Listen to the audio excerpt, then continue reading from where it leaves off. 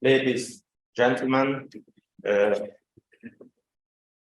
title of my presentation is Towards the New Fundamentals for Structural Integrity of Large-Scale Pressure Systems.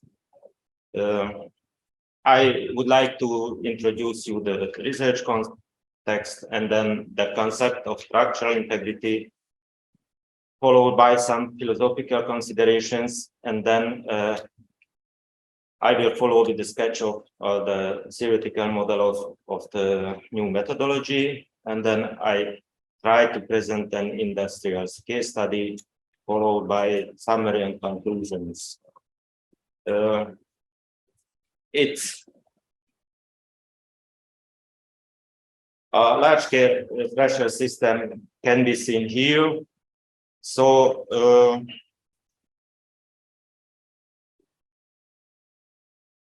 sorry.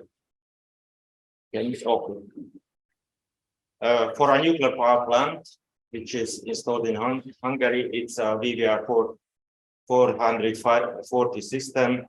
It has a large reactor pressure vessel, main coolant pipe lines with the pipe, main coolant pump, and the steam generator. The structural integrity calculations of these systems is a very complex task.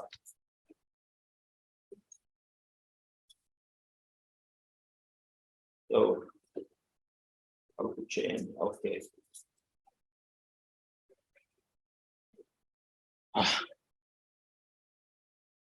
So sorry, PowerPoint made some mistake, but it's okay. So if we want to see what are the structural integrity and what is the context of structural integrity calculations, it's best to see the life cycle of the system. It is at first there is a conceiving part, from the first idea to feasibility studies and conceptual studies, and then there is a design phase, which is the preparing part of the implementation. Design is from the concept to final design, and during design there are the so-called design safety calculations, which use as a methodology, the standard-based methodology, and the final lifetime, or the first prediction of the lifetime is called the design safe design lifetime. And after the implementation, there is the operation, where a real operating history becomes known. The maintenance and the surveillance and the inspection systems give us information about the aging of the system. But nowadays, these calculations are also based on standard methodologies. These calculations predict the technically allowable lifetime of the system. And after the full operation, after stopping the system, there is a decommission phase. These systems have originally a 40 years of operation design lifetime, but in Hungary we also work in the extended lifetime, and nowadays there is a plan to further operate the systems in the so-called long-term operation regime, which can go up to respectively 80 years of operation. So it's not an easy task, because the surveillance results gave enough information around about 60, 70 years operation. So there is a project in Hungary to deepen the structure integrity calculation methodology.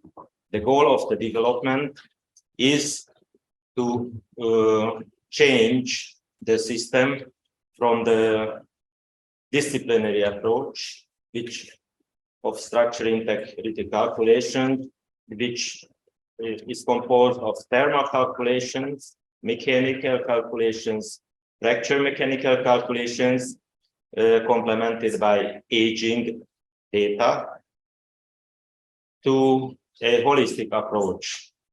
It means that we want to see the whole calculation methodology into one unified systems, because in the original methodology, the thermal calculations are based on a dissipative approach, you know, from thermodynamics. Mechanics is based on reversible worldview. The fracture mechanics was based 100 years ago on mechanical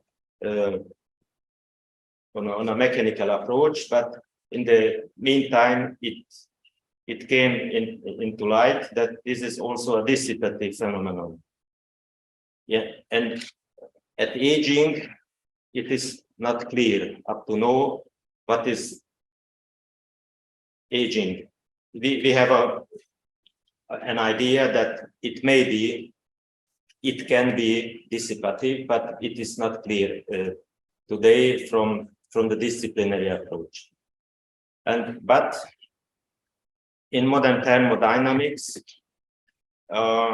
we can a unified view, which is based on a dissipative, irreversible approach. And in this approach, the thermal, the mechanics, aging, and fracture aspects are coupled to the second law of thermodynamics through the dissipation, and it gives a unified system. Because the whole system is more complex than the disciplinary approach, we also sought on and worked out the conceptual structure integrity, which is a 4-layer approach, which has a philosophical layer, a scientific layer, an engineering, and an industrial layer. So what is new, relatively new, but it's an old idea that philosophy also belongs to the picture. The idea behind this conceptual structure is that each of the 4 aspects gives only partial knowledge on the subject area under discussion. And if we know something about one area, we also have complementary knowledge in the other areas. And it depends also on the approach. If change is made in one area, then locally, within a short scope and time span, the complementary information can be omitted. But in the long term, all this information can be non-negligible.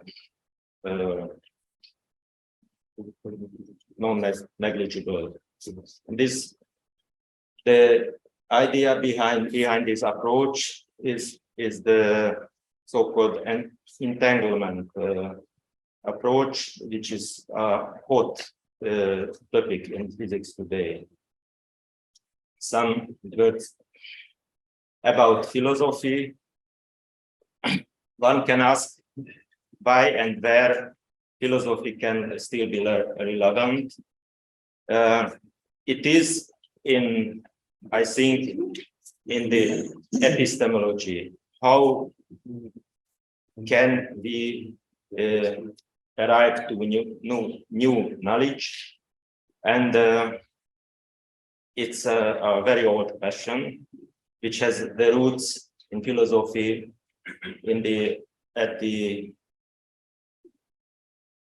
ancient Greeks, at Plato and Aristotle. And this was neglected in last 2 centuries in natural sciences.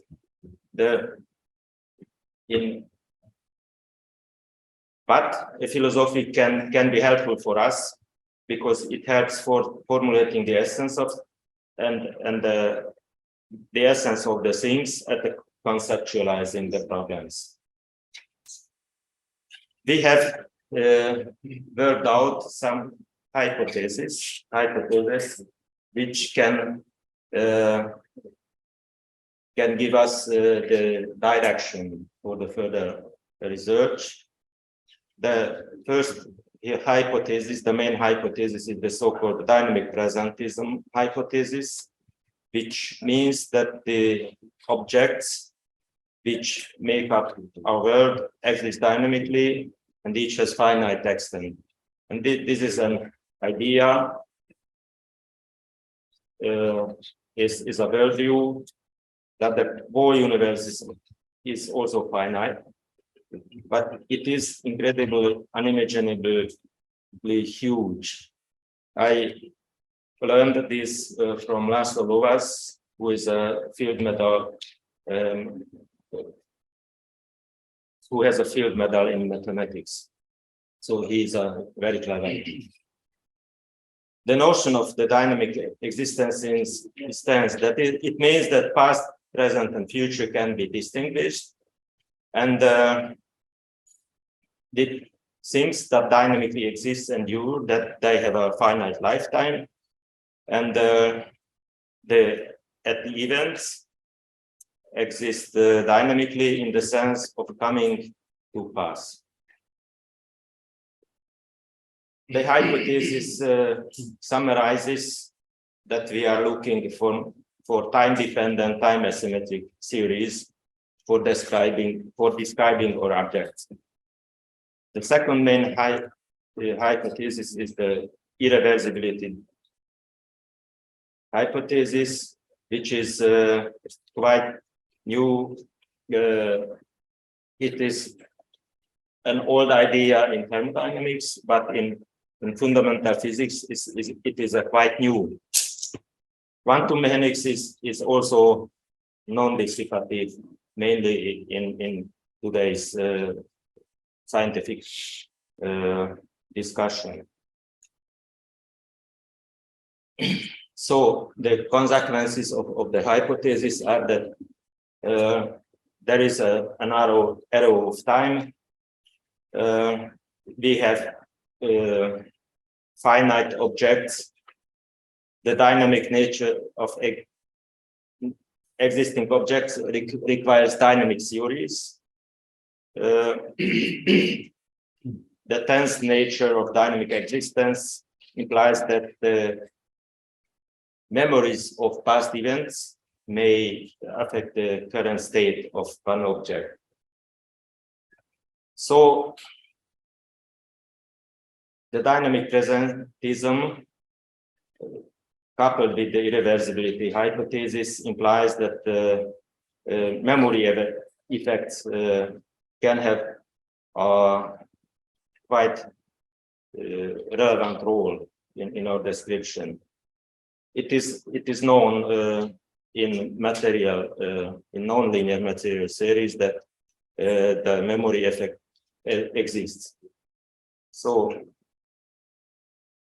at scientific level, we started from the following facts.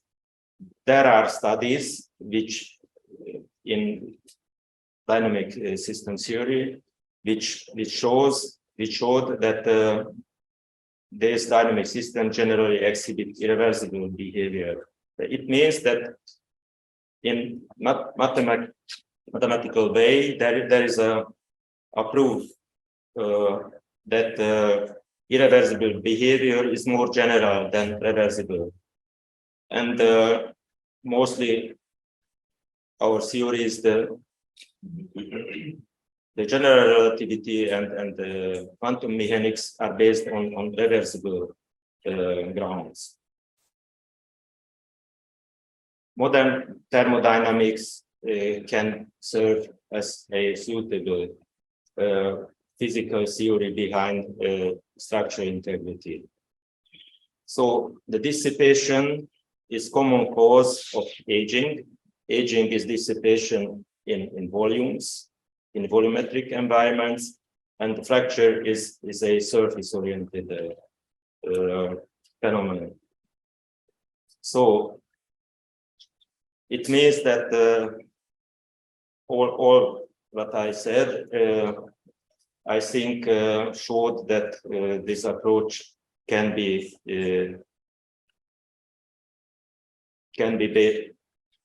very fruitful in the future. I can show you the equations which begins with the equation of motions, and then there are the balances. Here is the first law of thermodynamics in modern way. Here is the second law of thermodynamics, and there are the energy equations with the constitutive relations.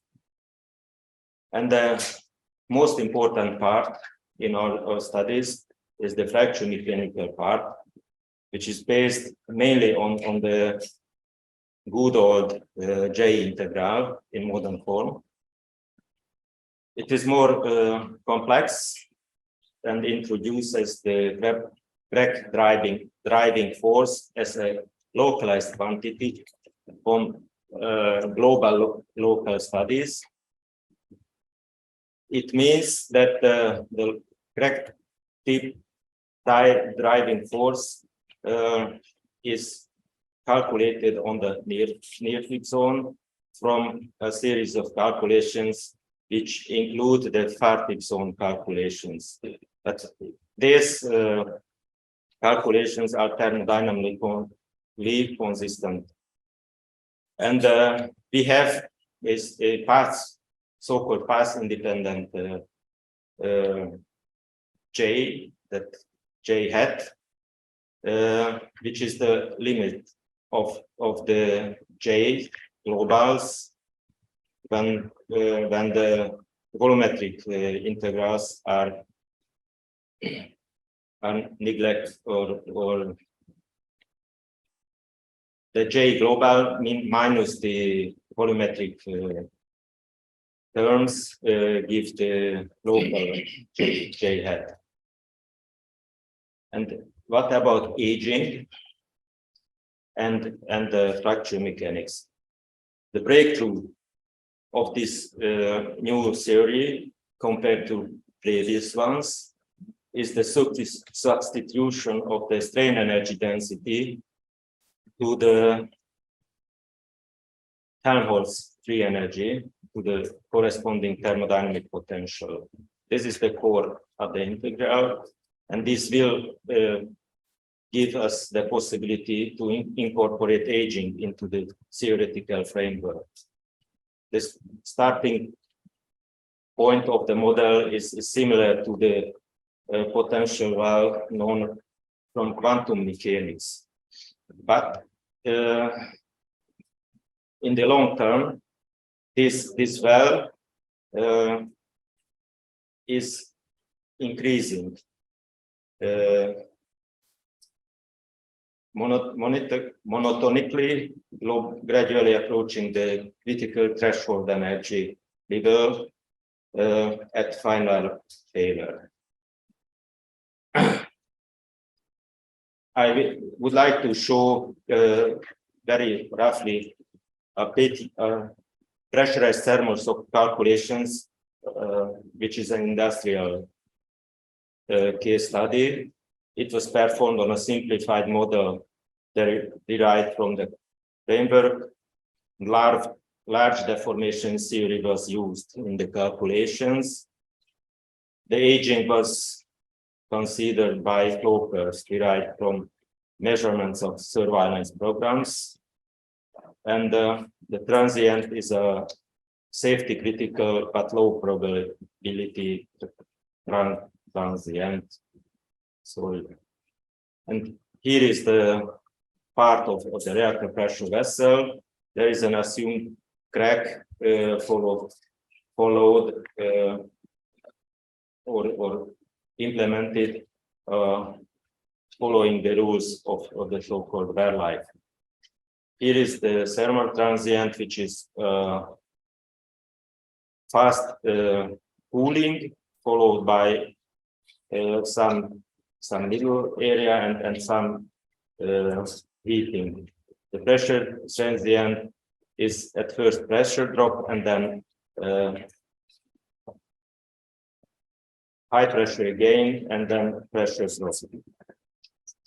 The results, which I will show you, show that the J hat and the global J are approximately the same during the first part of the transients, and then as the plastic zone increases, these two solutions bifurcate, begin different, which becomes even more strong on the unloading phase, and at the end of the unloading, there is a global J, which is much more higher value than the local J.